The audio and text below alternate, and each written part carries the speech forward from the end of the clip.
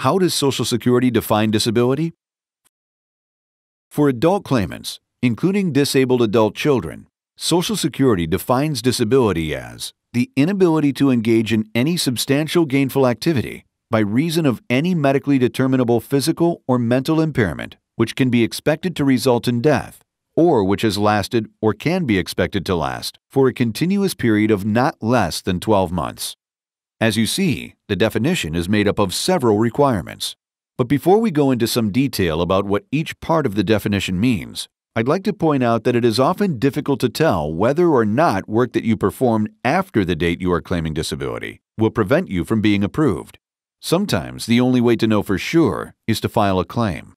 However, you may also find it helpful to talk with an attorney who is experienced in Social Security disability claims. Now, for a closer look at how Social Security defines disability. Social Security's definition of disability contains several special terms that have legal definitions. For example, substantial gainful activity, abbreviated as SGA, is work activity that the Social Security Administration determines is substantial and gainful. Gainful work is work performed for pay or profit, or a type of work that is generally performed for compensation, or work that is intended to result in a profit, whether or not a profit is realized. This means that gainful is not always defined just by the amount you earn. Substantial gainful activity is determined differently for employees, for self-employed individuals, and for the blind. For employees, there is a dollar amount that serves as a general guideline for substantial work. The amount has increased over the years due to inflation. In 2011, monthly gross earnings of $1,000 or more is generally defined as substantial for non-blind workers.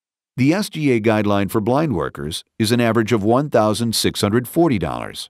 However, even for employees, additional factors can apply when Social Security Administration assesses whether a person is performing SGA.